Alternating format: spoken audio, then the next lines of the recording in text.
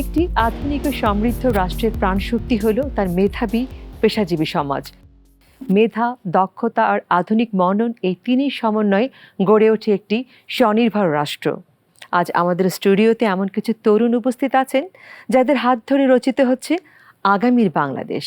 আমি ফেরদৌসী আহমেদ চৌধুরী আপনাদের সবাইকে স্বাগত জানাচ্ছি বিটিভির বিশেষ আয়োজন প্রথম ভোটে। আজ আমাদের সাথে আছেন ৮ জন তরুণ পেশাজীবী।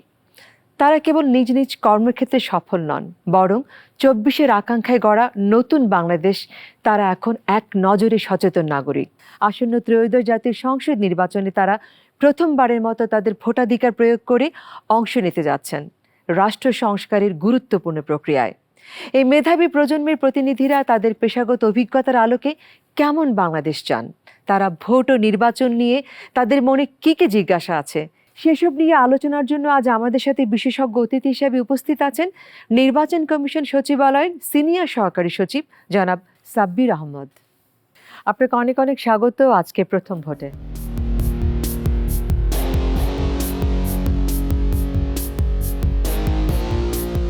স্যার, আপনাকে অনেক অনেক ধন্যবাদ আজকে প্রথম ভোট অনুষ্ঠানে আসবার জন্য। আপনার সাথে আমাদের মাঝে আরও আছেন ৮ জন তরুণ তরুণী পেশাজীবী ভোটার যারা এবারই প্রথম ভোটে অংশগ্রহণ করছেন।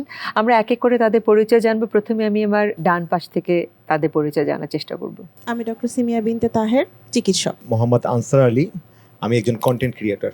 আমি সুমাইয়া মিম, একজন শিক্ষিকা। আমার নাম মিম ওবায়দুল্লাহ, আমি সাংবাদিক। এবার আমি আমার বা পাশে যাব, যারা এবারই প্রথম ভোট দিচ্ছেন। আপনাদের পরিচয়টা জানতে চাই। আমি হাফিজ মাওলানা মুফতি ইমামউদ্দিন, ইমাম আফতাবনগর সিবলক জামে মসজিদ। আমি মেহনাত জাহান ইতি, আইনজীবী। আমি মামুন মোল্লা, পেশায় উদ্যোক্তা। আমি মোহাম্মদ সজীব হোসেন, পেশায় একজন কৃষি উদ্যোক্তা। আপনারা সবাই তো এবার প্রথম ভোট দিতে যাচ্ছেন এবং সবাইকে খুব প্রাণবন্ত উচ্ছল লাগছে। আমি সবার কাছ থেকে জানতে চাচ্ছি আপনাদের অনুভূতিটা কি বা প্রতিক্রিয়াটা কি? বাংলাদেশের মতো একটি গণতান্ত্রিক রাষ্ট্রে স্বাধীনভাবে একজন সচেতন নাগরিক হিসেবে প্রথমবার ভোট আমাদের এসেছে। এটা দিতে পেরে বা যদি আমরা সক্রিয়ভাবে এবং সুন্দরভাবে এবং সুষ্ঠুভাবে যদি নিজের মতামতটাকে প্রকাশ করতে পারি আসন্ন আমাদের নির্বাচনে, সেটার অনুভূতি আসলেই অসাধারণ হবে। এবারই আমরা প্রথম ভোট দিতে যাচ্ছি, তো অনুভূতিটা অন্যরকম, যেহেতু এটি খুবই আমাদের দেশের জন্য গুরুত্বপূর্ণ। রাষ্ট্রের ভবিষ্যৎ এবং জনগণের কল্যাণ সবই নির্ভর করে একটা যোগ্য এবং উপযুক্ত সরকারের উপর। তো সেক্ষেত্রে আমি মনে করি যে এই নির্বাচনটা আমাদের জন্য খুবই গুরুত্বপূর্ণ, যেন আমরা একটা সঠিক প্রার্থীকে বাছাই করতে পারি। এবারে আমার প্রথম ভোট, তো দেখে আসছি ভোটে সবসময় আনন্দমুখর একটি পরিবেশে ভোট হয়। তো এবং আমিও আশা রাখছি যে আনন্দমুখর একটি পরিবেশে ভোট দিতে পারবো এবং আমার যে অধিকারটি সেটি আমি নিশ্চিত করতে পারবো। প্রথম ভোটার হিসাবে অবশ্যই একটা আলাদা ভালো লাগা কাজ করছে। সংসদ নির্বাচনের পাশাপাশি এখানে গণভোট আছে, এটার জন্য একটা আলাদা উত্তেজনা আমি সহ মনে করি সবার মধ্যে কাজ করছে। এই পাশ থেকে আমার তরুণ ভোটারদের অনুভূতি জানতে চাইবো। প্রথম ভোট দেওয়ার জন্য প্রস্তুতি গ্রহণ করেছি। বাংলাদেশের একজন নাগরিক হিসেবে আমার প্রতি যে সরকারের দায়বদ্ধতা আছে এবং আমিও যে তার জন্য দায়বদ্ধ একজন ব্যক্তি, আমি যে দেশের একজন নাগরিক, আমার আমানতটা যে একজন যোগ্য প্রার্থীকে যে দিতে পারবো, এটা চিন্তা করলে আমার মনে আলাদা একটা আনন্দ আমি ফিল করছি। এটা আমার প্রথম ভোট, অধিকারটা প্রয়োগ করতে পারবো এটা ভেবেই আমার অনেক বেশি ভালো লাগছে। ভোটাধিকার হচ্ছে প্রতিটা নাগরিকের রাজনৈতিক অধিকার। আমরা এই অধিকার প্রয়োগ করে দেশের শাসন বিভাগে একটা ছোটোখাটো অবদান রাখতে পারি। ছোটোবেলা থেকেই দেখে এসেছি যে খুবই উৎসবমুখর পরিবেশে হচ্ছে সবাই ভোট দিতে যেত, তো আমার এই সুযোগটা হয়নি। তো এবার আমি এই সুযোগটা পাচ্ছি বলে আমি খুবই উচ্ছ্বাসিত। ভোটার তো অনেক আগেই হয়ে গিয়েছিলাম, কিন্তু ভোট দিতে যাব এইবার ফার্স্ট টাইম। এটার আসলে একটা অন্যরকম একটা ফিলিংস আছে আমাদের ভিতরে। সবসময় বলতাম ভোট দিয়ে কি হবে, এটা অটো হয়ে যাবে, বাট এইবার মনে হচ্ছে না যে আসলে অটোটা হবে। এবার মনে হচ্ছে ভালো কিছু হবে আমাদের জন্য। আমাদের হাতেই আছে আমাদের দেশের ভবিষ্যৎ। এবারের ত্রয়োদশ জাতীয় নির্বাচনে আমাদের যে ভোটটি হচ্ছে 12 তারিখে, এটা আমাদের জন্য খুবই আনন্দের এবং গুরুত্বপূর্ণ। যেমন আমরা বিগত বছরগুলোতে দেখেছি, যেমন আমি আগেই ভোটার হয়েছিলাম, আমরা ভোট দিতে পারিনি, আগেই সিলেকশনে হয়তো পাস হয়ে গেছে বা দেখতাম যে আমাদের ভোট হয়ে গেছে যাওয়ার পর। তো সেই জায়গা থেকে এবার যেহেতু আমাদের জুলাই আন্দোলনের পর একটা নতুন পরিবেশ বাংলাদেশে সৃষ্টি হয়েছে, কিন্তু আমরা আমাদের ভোটের মাধ্যমে যদি আমাদের পছন্দের প্রার্থীগুলোকে নির্বাচিত করতে পারি, তারা অবশ্যই আমাদের যে দায়বদ্ধতা তাদের কাছে আছে সেটা সংসদে তুলে ধরবে।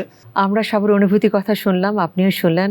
তো আমাদের আজকে আমন্ত্রিত অতিথির কাছে আমার একটা প্রশ্ন খুব করতে ইচ্ছে করছে যে সবার কিন্তু ভিন্ন ভিন্ন একটা অনুভূতি। হয়তো কেউ আগে ভোটার হয়েছেন, এখন ভোট দিচ্ছেন প্রথম, এবং তারা সবাই কিন্তু ব্যস্ত, নিজ নিজ পেশায় সবাই দায়িত্ব পালন করছেন। তো আপনার কি মনে হয় এই যে আমাদের ভবিষ্যৎ প্রতিনিধি নির্বাচনের ক্ষেত্রে এই পেশাজীবী মানুষদের আমরা দায়বদ্ধতা বলি বা যেটাই বলি দায়িত্বশীল বলি, কতটুকু প্রভাব ফেলতে পারে? এই আসন্ন ত্রয়োদশ জাতীয় সংসদ নির্বাচন এবং একই সাথে গণভোট, এই দুইটি আমাদের গণতান্ত্রিক ব্যবস্থার জন্য একটি মাইলফলক হিসাবে কাজ করবে। পেশাজীবী হিসাবে তাদের গুরুত্ব, এই নির্বাচন দুটি যাতে যেহেতু একই দিনে হবে, এটা সুষ্ঠু সুন্দরভাবে করার জন্য তারা ব্যাপক ভূমিকা রাখতে পারেন। আমাদের যারা ডাক্তার, ইঞ্জিনিয়ার, মসজিদের ইমাম সাহেব, তারপর উদ্যোক্তা, আজকে যারা এখানে এসেছেন, আরও বিভিন্ন সাংবাদিক আছেন, যারা আছেন, এরা সমাজের আমাদের আস্থার প্রতীক। সুতরাং ওনারা যদি ওনাদের যার যার জায়গা থেকে ভূমিকা রাখেন, যে আমাদের যেমন নির্বাচন প্রক্রিয়াটা সম্পর্কে কিংবা ভোটারদেরকে সচেতন করার ব্যাপারে ভূমিকা রাখেন, তারপর এখন জানেন যে একটা মিস ইনফরমেশন, ডিসইনফরমেশন, তারপর আপনার যেটাকে আমরা ভুয়া তথ্য কিংবা অপতথ্য বলি, এই বিষয়গুলি যদি ওনারা এনকাউন্টার করেন, যে যেটা প্রকৃত সত্য সেটা যদি জাতির কাছে তুলে ধরেন, সেটাও কিন্তু একটা বিরাট গুরুত্বপূর্ণ ভূমিকা রাখবে। এই যে বিশাল একটা জনগোষ্ঠী, যে তরুণ, এর সাথে হচ্ছে পেশাজীবী, এই দুটো যদি একসাথে শক্তি, কিন্তু অন্যরকম একটা বিশাল বিষয়। এটা ওনারা যেই কথাগুলি বলবেন, এটা দিয়ে অনেক আমাদের যারা ভোটার আছে তারা মোটিভেটেড হবে, ওনারা ইনফ্লুয়েন্সার হিসাবে কাজ করবে, এবং আমাদের যেই ভবিষ্যৎ নেতৃত্ব এবং আমাদের যেই গণভোটের মাধ্যমে যেই আকাঙ্ক্ষা, সেটি বাস্তবায়নে আমি মনে করি যে ওনারা ব্যাপক প্রভাব বিস্তার করবেন। প্রথমেই ডক্টর সিমিয়া আপনার কাছে জানতে চাইছে যে আপনি তো এবার প্রথম ভোট দিচ্ছেন, সেটা অনুভূতি জানলাম। তো বিগত নির্বাচনে আপনি ভোট কেন দেননি বা কি কারণে নির্বাচনে অংশগ্রহণ করেননি? ছোটবেলা থেকে দেখতাম আব্বু আম্মু খুব উৎসব মুখর পরিবেশে ভোট দিতে যেত। তো ছোটবেলা থেকে কিন্তু সেরকম একটা ইচ্ছা ছিল যে না, আমিও কখনো যখন বড় হব, ভোটার হব, ভোট দেব গিয়ে। কিন্তু প্রকৃতপক্ষে যখন আমাদের সময়টা আসলো, আমার কাছে যেটা মনে হয়েছে, যে কারণে আমি ব্যক্তিগতভাবে যাইনি বা আমার বয়সী যারা ছিল বা আমার সাথে যারা ছিল এরা যায়নি, তাদের প্রকৃতপক্ষে গুরুত্বপূর্ণ কিছু পয়েন্ট ছিল। সেটা হলো গিয়ে নিরাপত্তাহীনতার একটা ব্যাপার ছিল, বা ভোট কেন্দ্রে আমি খুব আগ্রহ নিয়ে গেলাম, গিয়ে দেখলাম যে আমার ভোটটা অনেক আগে দেওয়া হয়ে গেছে। এরকম অনেক রিউমার যেটা বলি আমরা, বা বিভিন্ন রকমের কথা চলে আসছে যে অনেকে ফেরত আসছে, ভোট দিতে পারিনি। তো এই যেটা আগ্রহ নিয়ে অনেকে গিয়েছে, আবার তারা মনক্ষুণ্ণ হয়ে ফেরত এসেছে, এই কারণেই কিন্তু আমরা অনেকেই অনাগ্রহ প্রকাশ করে ঠিক আছে আমার যাওয়ার দরকার নেই। আবার আর একটা কিছু গুরুত্বপূর্ণ বিষয় ছিল যে আমি গিয়ে দেখলাম যে অনেক আগে থেকেই প্রতিনিধি সিলেক্ট হয়ে গেছে, প্রতিদ্বন্দ্বীহীন একটা নির্বাচনও অনেক সময় আমরা দেখেছি। তো আমি ওখানে ভোট দিতে গিয়ে লাইনে দাঁড়িয়ে কাকে ভোট দিব? আমি তো জানি ওখানে আমার গণতান্ত্রিক রাষ্ট্রের মানে কি। আমি আমার পছন্দ মতো, আমার মতাধিকার দিয়ে, আমার বুদ্ধি দিয়ে, আমার দায়বদ্ধতা দিয়ে আমি একজন প্রতিনিধি নির্বাচন করব, যে দেশের জন্য তার দায়বদ্ধতা থেকে উন্নয়নশীল বা আরও যে কাজগুলো আছে সেগুলো করবে। এবারে কি আমরা বলতে পারি যে আপনারা একদম সে ধরনের আশঙ্কা মুক্ত, সুষ্ঠু পরিবেশে ভোট দিতে পারবেন বলে আপনারা সেই জন্য ভোটদানে ইচ্ছুক? আমার কাছে এখন তাই মনে হয়। কারণ হলো গিয়ে সোশ্যাল মিডিয়া বলেন বা আদার্স যে মিডিয়াগুলো আছে, বা আমরা এখন যে পরিবেশ দেখতে পাচ্ছি, আইনশৃঙ্খলা বাহিনী, আমাদের সেনাবাহিনী থেকে শুরু করে পুলিশ, আনসার যারা আছেন, তাদের যে পদক্ষেপগুলো আমরা দেখতে পাচ্ছি, এবং এখন তো আসলে 24-এর পরে জুলাইয়ের যে অভ্যুত্থান আমরা দেখেছি, সেক্ষেত্রে আমাদের যুব সমাজ বা আমাদের তরুণরা যেভাবে অংশগ্রহণ করেছে, আমরা মনে করি সবার সম্মিলিত চেষ্টায় এবার পরিবেশটা আসলে খুব সুন্দর এবং উৎসবমুখর হবে, এবং নিচ্ছিদ্র নিরাপত্তা আমরা পাবো বলেই আমি মনে করি। এবারে আমরা হাফেজ মাওলানা মুফতি ইমামউদ্দিন আপনার কাছে জানতে চাইছি, আপনি যে ভোট দিবেন সেটাকে আপনি প্রার্থী বিবেচনা করে না দল বিবেচনা করে দিবেন, নাকি আপনি চাইবেন যে সব কিছুর একটা সমন্বয়তা থাকুক? একজন দেশের সাধারণ নাগরিক হিসেবে নতুন বাংলাদেশ বিনির্মাণে কোনো ব্যানারকে নয়, বরং যোগ্য প্রার্থী আসলেই কে, যিনি কোনো ধরনের অনৈতিক কাজের সাথে যিনি সম্পৃক্ত নয়, যার মাধ্যমে জাতির আমানতের খেয়ানত হবে না, আমি মনে করছি এমন ব্যক্তিকে নির্বাচন করাটাই জাতির জন্য সবচেয়ে বেশি কল্যাণকর হতে পারে। আমাদের রাসূল করিম সাল্লাল্লাহু আলাইহি ওয়াসাল্লামের নীতি নৈতিকতা এবং তার দেশ পরিচালনা, তার রাষ্ট্র পরিচালনা, গোটা পৃথিবী তার শাসন, তার সাহাবা একরামদের শাসন থেকে আমরা জানতে পারি যে আদর্শ শাসন আসলে কিভাবে করা যায়।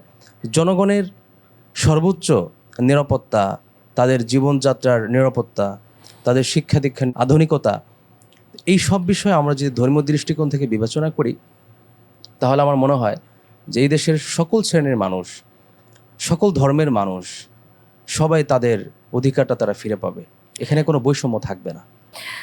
আমরা সময় আপনার কাছে জানতে চাইছি যে নির্বাচন কমিশন এবং অন্তর্বর্তীকালীন সরকার কিন্তু একটি সুষ্ঠু, গ্রহণযোগ্য এবং অংশগ্রহণমূলক আমাদের নির্বাচন উপহার দিতে চাইছেন। আপনার কি মনে হচ্ছে যে আসলে কি এটা একটা বিরাট পরিবর্তন হইতে চলছে? বর্তমানে যে পদক্ষেপ নেওয়া হয়েছে আমরা এবং সুষ্ঠু এবং একটি বিশ্বাসযোগ্য একটি ভোট নিশ্চিত হবে এবং ভোটের পর যে প্রার্থী নির্বাচিত হবে সেই প্রার্থী আমাদের দেশের জন্য বড় একটি পরিবর্তন নিয়ে আসবে। আমরা এবার তরুণ উদ্যোক্তা মামুন মোল্লার কাছে জানতে চাইছি যে তো আপনার কাছে কি মনে হয় নির্বাচন কেমন হবে? আমাদের কাছে মনে হচ্ছে এটা ভালো হবে। অনেক সিস্টেম চেঞ্জ করেছে, অনেক কিছু ইন্ট্রোডিউস করাচ্ছে, আমাদেরকে বারবার বলছে তোমরা ভোট দিতে আসো, ভোট দিতে আসো, তোমরাই একটা কিছু করতে পারবে, তোমরা এই দেশটাকে সামনে নিয়ে যেতে পারবে। তারা কিন্তু আমাদের কন্টিনিউয়াসলি অ্যালাইন করে যাচ্ছে, তোমরা ভোটে অংশগ্রহণ করো, যারা করনি তারা করো, যারা প্রথম ভোটার তারা করো। এই ক্ষেত্রে আমরা আশা করতে পারি বেস্ট একটা ইলেকশন হবে। আমরা আমাদের কাঙ্ক্ষিত যে presenter, as a presenter, MP, minister বা যেই হোক, আমরা ওনাকে সিলেক্ট করতে পারবো। এই সিলেক্ট করার জন্য আপনার প্রার্থীর কি কি যোগ্যতা বা কি কি গুণাগুণ আপনার কাছে বিবেচ্য মনে হবে? একজন প্রার্থীর মধ্যে সার্টেন কিছু গুণ তো থাকতেই হবে। ফার্স্ট অফ অল, সে একজন ভালো মানুষ হতে হবে। যখন একটা দেশের ম্যাক্সিমাম জনসংখ্যা একটু তরুণ থাকবে, তারা যখন দেশের হাল ধরতে চাইবে, তার রিপ্রেজেন্টেটিভ ওই মেন্টালিটির হতে হবে। যদি ওই মেন্টালিটির না হয় সেক্ষেত্রে কিন্তু অ্যালাইন হবে না। সো আমরা চাবো দেশ উপরে উঠুক, বাট একদল চাবে না ইটস ঠিক আছে, তারা সবসময় বলবে যে না দেশ ভালো আছে, বাট আমরা দেখতে পাচ্ছি না। অ্যাজ এ উদ্যোক্তা হিসাবে আমরা যে পরিমাণে ডিফিকাল্টি ফেস করে আসছি, এইটা অবর্ণনীয়। আপনাদের যেই সমস্যাগুলো ছিল এগুলো কি আপনারা যে প্রার্থী নির্বাচন করবেন তিনি সমাধান করবেন? অ্যাকচুয়ালি পুরোটা সমাধান একেবারে করা সম্ভব না, আমরা চাইও না পুরোটা সমাধান করতে। আমরা জানি যে কিভাবে ওই প্রবলেমটা সলিউশন হয়, কারণ আমরা সলিউশন করেই উদ্যোক্তা। আমরা এবার আসবো অ্যাডভোকেট মেহনাজ জাহান নীতি আপনার কাছে।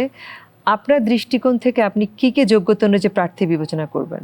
দেশের দায়িত্ব নেওয়া এটা একটা অনেক বড় একটা দায়িত্ব, এবং এখানে হচ্ছে আবেগ দিয়ে কাজ হবে না। এটা হচ্ছে যুক্তি এবং শিক্ষার মাধ্যমে আপনি কিভাবে একটা সমাজকে, একটা রাষ্ট্রকে পরিবর্তন করতে পারবেন, এই বিষয়গুলোকে লক্ষ্য রেখে একজন প্রার্থীকে নির্বাচন করা উচিত।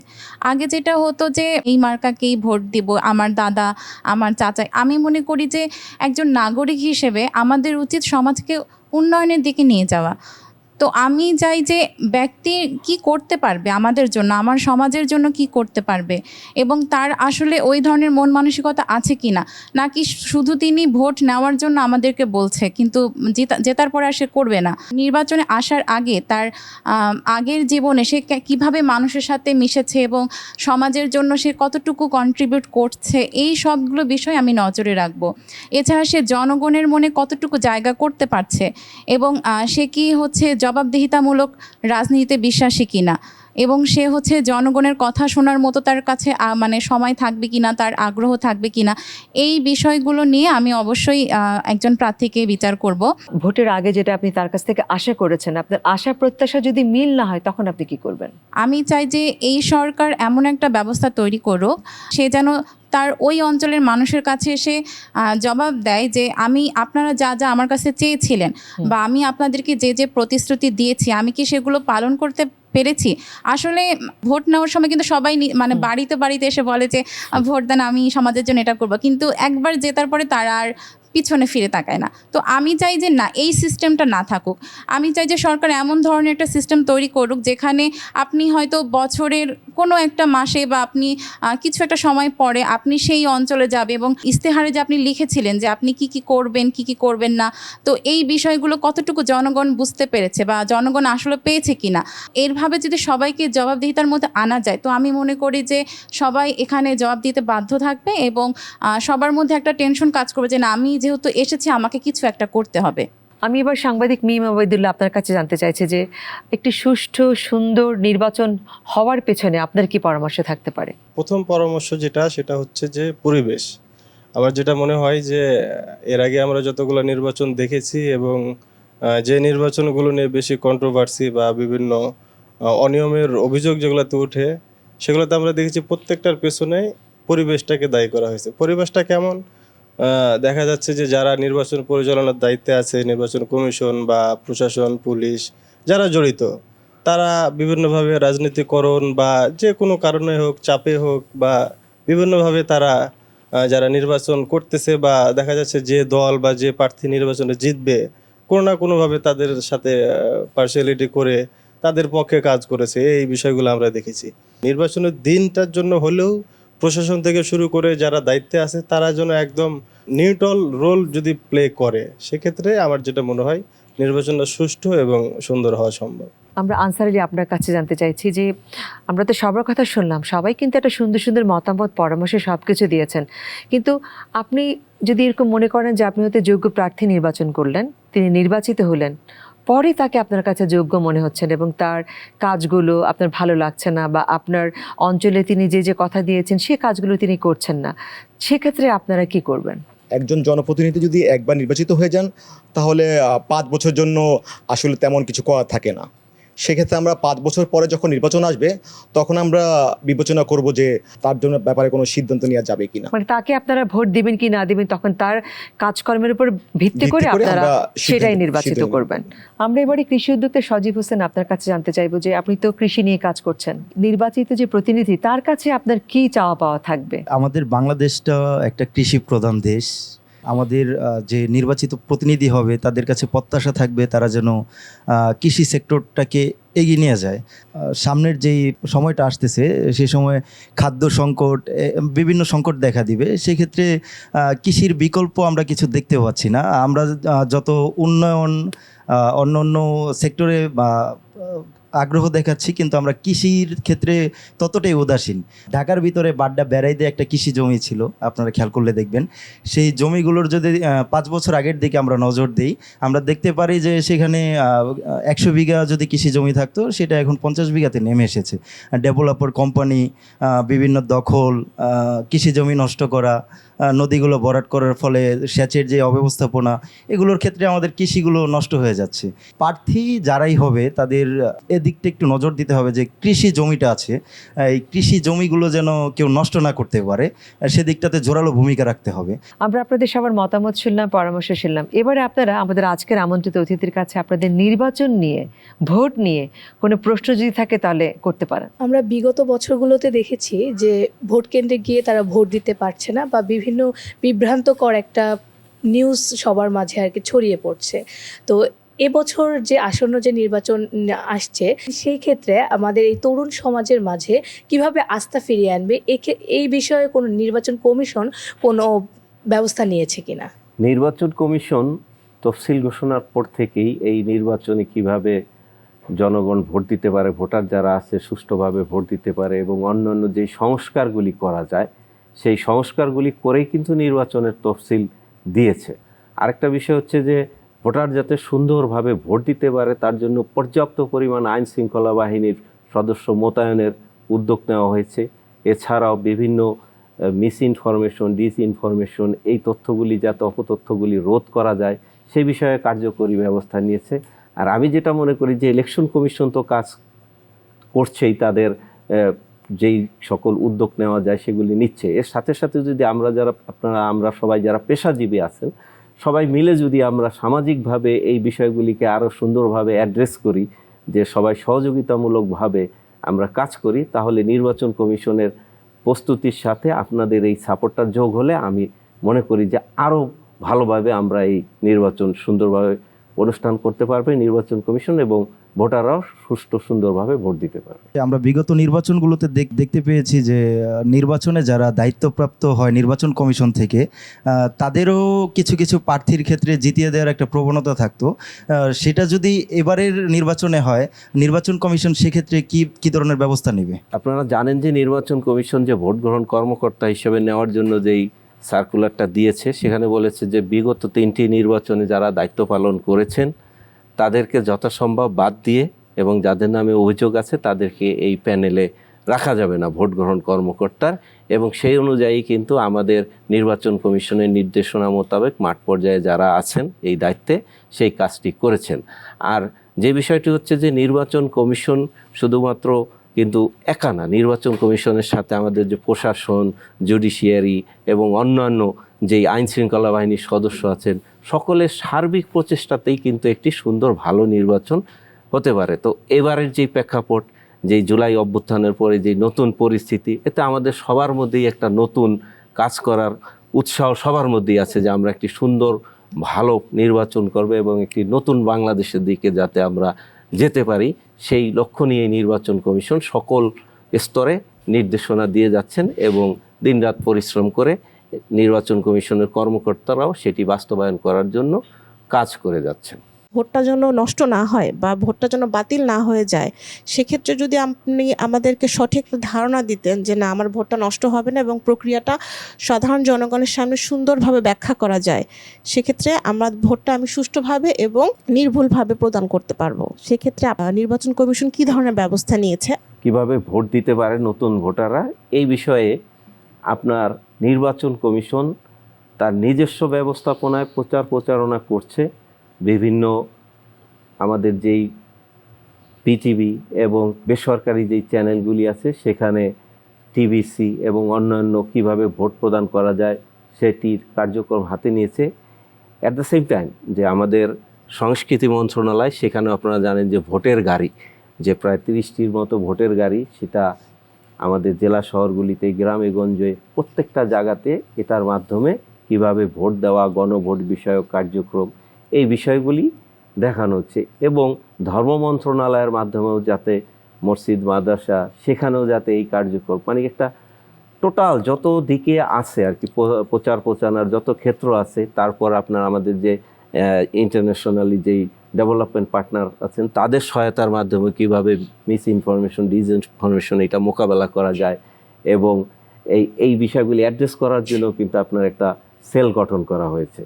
তো এই কার্যক্রম তো নেওয়াই হচ্ছে যে আপনি যখন ভোট কেন্দ্রে যাবেন, যাওয়ার পর আপনাকে কিন্তু এবার দুটো ব্যালট দিবে। একটা হচ্ছে আপনার পার্লামেন্ট নির্বাচনের জন্য, সেটা কিন্তু আপনার সাদা রঙের থাকবে। আরেকটা হচ্ছে আপনার এই গণভোটের জন্য, সেটা হচ্ছে গোলাপি রঙের ব্যালট হবে। এই দুইটা ব্যালট আপনাকে আপনি যেই কেন্দ্রের ভোটার, আপনি সেই ভোট কেন্দ্রে যাবেন, সেই ভোট কেন্দ্রে যেয়ে আপনি আপনার যেই নির্ধারিত কক্ষে, সেই কক্ষের লাইনে দাঁড়াবেন। লাইনে দাঁড়ালে আপনাকে প্রথমে ঢুকলেই 2জন পুলিং অফিসার থাকে এবং একজন সহকারী প্রিজাইডিং অফিসার থাকে। পুলিং অফিসার 1 আপনার পরিচয়টা যাচাই করবেন, ভোটার তালিকার ছবির সাথে আপনার চেহারার মিলিয়ে উনি নিশ্চিত হবেন যে এটা ভোটার। আর সামনে পুলিং এজেন্ট যারা থাকবে তারাও আপনার এই কার্যক্রমটা দেখবে। এর পরবর্তীতে যেই পুলিং অফিসার 2 থাকে, উনি আপনার বাম হাতের বৃদ্ধাঙ্গুলিতে অমোচনীয় কালির কলম দিয়ে চিহ্ন দিবেন। এর পরবর্তীতে আপনি সহকারী প্রিজাইডিং অফিসারের কাছে যাবেন। এই সহকারী প্রিজাইডিং অফিসারের কাছে যাওয়ার সময়ই কিন্তু আপনার পুলিং অফিসার 1 আপনার এই নাম ধরে ডাকবে যে ওনার নাম এই এবং ওনার ক্রমিক নাম্বার এত। এই সাথে সাথে কিন্তু এই ভোটার তালিকায় তখন এই পুলিং অফিসার 1ও টিক দেবে। অ্যাট দ্য সেম টাইম আর যারা পুলিং এজেন্ট থাকবে তারাও কিন্তু তাদের কাছে আরেকটা ছবি সহ ভোটার তালিকা নিয়ে তারা কিন্তু আসবেন। আর আমার যারা পুলিং অফিসার আছে তারা হলো ছবি সহ তালিকা নিয়ে বসবেন। তাহলে টিক দেওয়া হলো। আর তখন ব্যালটের যেই মুড়ি অংশ আছে সেখানে ভোটার যিনি শিক্ষিত তিনি স্বাক্ষর দিবেন, আর যদি যিনি স্বাক্ষর দিতে পারেন না তিনি টিপসই দিবেন। দেওয়ার পরে আপনার এই ব্যালট পেপারটা দেওয়া হবে। কিন্তু ব্যালট পেপার দেওয়ার আগে যে পূর্ব শর্ত যে সহকারী প্রিজাইডিং অফিসার ব্যালটের উল্টা দিকে যেদিকে আপনার নাম ও প্রতীক আছে তার অপর পৃষ্ঠায় একটি অফিসিয়াল সিল আছে আমাদের, সেটা গোপন নম্বর শুনতে, সেই সিল দিয়ে সিল দিবেন এবং ওই সহকারী প্রিজাইডিং অফিসার তার নমুনা যেই অনুস্বাক্ষরটি উনি দিয়েছিলেন সেই স্বাক্ষরটি দিবেন। এই ব্যালটের পিছনে যদি এই সিল আর স্বাক্ষর না থাকে তাহলে কিন্তু ব্যালটটি অবৈধ হয়ে যায়। সুতরাং ভোটারের একটি দায়িত্ব যে এই ব্যালটটি নেওয়ার আগে এই সিল এবং স্বাক্ষরটা দেখে নেবেন। এরপরে এই একই সাথে কিন্তু দুটো ব্যালটেরই একই সিস্টেমে আপনার স্বাক্ষর এবং সিল দিয়ে আপনার কাছে দেওয়া হলে আপনি তখন গোপন কক্ষে যেয়ে আমাদের যে মার্কিং সিল আছে সেই সিল দিয়ে নির্ধারিত যাকে ভোট দিতে চান সেখানে আপনি ভোট দিয়ে ব্যালট পাস করে নিয়ে এসে আমাদের সহকারী প্রিজাইডিং অফিসারের সামনে রক্ষিত বাক্সে এই ব্যালট দুটি ফেলবেন। আপনাদের আর কি কারো কোনো জিজ্ঞাসা আছে? গণভোটের পুরো সিস্টেমটা কি, এটা দেওয়ার প্রক্রিয়া? আমাদের যে জুলাই জাতীয় সনদ আছে সেখানে যেই প্রস্তাবগুলি আছে তার মধ্যে আমরা জানি যে রাজনৈতিক দলগুলো সর্বসম্মতভাবে 30টি প্রস্তাব তারা বাস্তবায়ন করার জন্য ঐক্যমত্য হয়েছে, সেই বিষয়টিও আছে। এর উপর ভিত্তি করে 4টি আবার বিশেষ প্রশ্ন করা হয়েছে সেই গণভোটের ব্যালটের মধ্যে। আপনি যদি ভোট দিতে চান, একটি হাঁ এবং না লেখা আছে এবং তার পাশে হার পাশে আপনার টিক চিহ্ন দেওয়া আছে এবং নার পাশে ক্রস চিহ্ন দেওয়া আছে। আপনি যে কোনো একটিতেই সিল দেন, হয় আপনি হার ঘরেও যদি সিল দেন কোনো সমস্যা নেই, ভোটটি কাস্ট হবে, কিংবা হার পাশে যেই টিক চিহ্ন আছে সেখানেও আপনি সিল দিয়ে এই ভোটটি দিতে পারেন। এই নির্বাচন আসলেই আমরা দেখি যে মিস ইনফরমেশন, ডিসইনফরমেশনের একটা মানে অবাধ সোশ্যাল মিডিয়াগুলোতে আমরা দেখতে পাই বিভিন্ন ধরনের এআই জেনারেটেড ভিডিও। সেক্ষেত্রে নির্বাচন কমিশন এটা নিয়ে কোনো প্রস্তুতি রেখেছে কিনা বা সেটা কেমন? এখন বর্তমান যুগে এই চ্যালেঞ্জটাই হচ্ছে যে এআই জেনারেটেড যেই মিস ইনফরমেশন এবং ডিসইনফরমেশনগুলি আছে, বেসিক্যালি ডিসইনফরমেশন, যে কোনো কারো ভাবমূর্তি ক্ষুণ্ণ করার জন্য এই কার্যক্রমের বিষয়টি বিবেচনায় নিয়ে নির্বাচন কমিশন কিন্তু প্রথম থেকেই এই উদ্যোগ গ্রহণ করেছে। এজন্য আমরা বিভিন্ন পর্যায়ে এটা সেল গঠন করা হয়েছে, সেই সেলের মাধ্যমে এটা অ্যাড্রেস করা হচ্ছে। তারপর আপনি জানেন যে সর্বশেষ যে আমাদের আরপিও গণপ্রতিনিধিত্ব আদেশ, সেখানেও কিন্তু একটি সংশোধনী আনা হয়েছে। সেখানে বলা হয়েছে যদি এই রিলেটেড কেউ অপরাধ করে কিংবা আপনি যদি কোনো তথ্য এআই জেনারেটেড কোনো তথ্য না জেনে যেটা ডিসইনফরমেশন আছে সেটা ভালোভাবে যাচাই না করে আপনি শেয়ার করেন, তাহলেও কিন্তু আপনার জন্য শাস্তির বিধান করা হয়েছে। এখানে জেল জরিমানার বিধান করা হয়েছে এবং এটা সার্বক্ষণিক এই জিনিসটা মনিটর করা হচ্ছে, কোথায় কি হচ্ছে। যদি কোনো বিষয়ে প্রত্যেকটা রিটার্নিং অফিসার আমাদের যে জেলা কার্যালয়, উপজেলা কার্যালয়েও কোনো নিউজ যদি আপনার এইরকম ফেক নিউজ আসে, তাহলে প্রথমেই আমাদের যেহেতু আমরা পেশাজীবী যারা আছেন আপনারা আরও বেশি সচেতন, এটা প্রথমেই আমাদের ইলেকশন কমিশন থেকে এই জিনিসটা যাচাই করতে হবে। যাচাই না করে যদি আমরা এটা সার্কুলেট করতে থাকি তখনই কিন্তু এই ঝামেলাটা আরও বাড়তে পারে। এই জন্য আমাদের সকলেরই কর্তব্য হয়ে যে কোনো কিছু হলে আমাদের নির্বাচন কমিশনে এই বিষয়টা ইনফর্ম করা। নির্বাচন কমিশনের রেসপন্সিবিলিটিটা কি নির্বাচন শেষ হওয়ার সাথে সাথেই শেষ হয়ে যাবে, না পরেও থাকবে? যারা নির্বাচিত হবে তাদেরকে কি কোনো রকমের মানে একটা ইভলিউশনের মধ্যে রাখা যায় কি না? সংসদীয় আসনে একজন প্রার্থী হলে তাকে মনোনয়নপত্রের সাথে কিন্তু একটা হলফনামা দিতে হয়। এই হলফনামায় 10টি তথ্য থাকে তার সম্পর্কে বিভিন্ন, এবং অ্যাট দ্য সেম টাইম আপনার এই মনোনয়নপত্রের সাথে তার সম্পদের হিসাব বিবরণী এবং সে কীভাবে ব্যয় করবে নির্বাচনে সেই তথ্যটাও চাওয়া হয়। এবং নির্বাচন শেষ হওয়ার 30 দিনের মধ্যেই কিন্তু আপনাকে আবার তাকে সে কীভাবে ব্যয় করলো এই বিষয়েও হিসাব বিবরণীটি আবার কমিশনের কাছে জমা দেওয়া হয়। এবং এখন যে আইন সংশোধন করে যে আইন করা হয়েছে যে হলফনামায় যদি কেউ মিথ্যা তথ্য দিয়ে থাকে, এটা যদি আপনার পরবর্তীতেও জানা যায় যে সে মিথ্যা তথ্য দিয়েছে, তাহলে কিন্তু তার বিরুদ্ধে আইনানুগ ব্যবস্থা নিতে পারবে নির্বাচন কমিশন। এ ধরনের ব্যবস্থা এখন গ্রহণ করা হয়েছে। আমরা বিগত বছরে দেখেছি যে বিভিন্ন ভোট কেন্দ্রে যখন একটু মানে আন্দাজ করে নেয় যে হ্যাঁ সে জিততে পারে, তো প্রতিদ্বন্দ্বী দলের লোকেরা হচ্ছে বিভিন্ন ধরনের ভাঙচুর, অনেক সময় হচ্ছে অগ্নিসংযোগ করে, তারপরে আপনার গোলাগুলিও দেখা গেছে বিভিন্ন নিউজে। তো এই ক্ষেত্রে নির্বাচন কমিশন এবার কি কি পদক্ষেপ রেখেছে? এবার কিন্তু আমাদের যে আইন শৃঙ্খলা বাহিনীর সদস্য, আমাদের যে সশস্ত্র বাহিনীর সদস্য আছেন, সেটা ব্যাপক পরিমাণে মানে ডিপ্লয় করা হবে। তারা বডি ক্যাম ইউজ করবেন। সুতরাং একজন কেন্দ্রে যদি ওনারা কেউ আসেন, কোনো দুষ্কৃতিকারী আসেন, তার কিন্তু সাথে সাথে কিন্তু সেটা বডি ক্যামে দেখা যাবে এবং এটা কিন্তু সেন্ট্রালি মনিটর করবে। আবার আপনার একই সাথে আইনশৃঙ্খলা বাহিনীর সদস্যরা কিন্তু আধুনিক প্রযুক্তি যে ড্রোনের মাধ্যমেও কিন্তু বিভিন্ন জায়গায় কোথায় কি হচ্ছে সেই বিষয়গুলো অবজার্ভ করবে। মানে আপনার এজন্য সশস্ত্র বাহিনীর যেমন নৌবাহিনী, সেনাবাহিনী, বিমান বাহিনী সকল আমাদের হিল ট্যাক্সে সেখানে কিন্তু আমাদের এই বিমান বাহিনীর যে হেলিকপ্টারগুলি নির্বাচনী মালামাল আনা নেওয়ার কাজে সেটা করা হয় এবং কোস্টাল বেল্টে আপনার এই কোস্টগার্ড সেটাও ডিপ্লয়মেন্ট করে। এটা আমরা যেইভাবে এবার আইনশৃঙ্খলা বাহিনী, আর জানেন যে মাঠ পর্যায়ে তো এখন সশস্ত্র বাহিনী মোতায়েনই আছে, তারা ম্যাজিস্ট্রেসি পাওয়ার নিয়ে তারা কিন্তু এখন কাজ করছেন। তো আশা করি যে আপনি যেই ধরনের আশঙ্কা করছেন এবার সেই ধরনের আশঙ্কা ইনশাল্লাহ হবে না। আচ্ছা, আমি যদি ভোট কেন্দ্রে গিয়ে কোনো সমস্যায় পড়ি কিংবা ভোট দান করতে না পারি, সেক্ষেত্রে আমরা সরাসরি কীভাবে নির্বাচন কমিশনের কাছ থেকে সহায়তা পেতে পারি? ভোট কেন্দ্রে যদি সমস্যায় পড়েন তাহলে তো ভোট কেন্দ্রের ভেতরে আপনার প্রিজাইডিং অফিসার আছে, উনি এই বিষয়টা দেখবেন।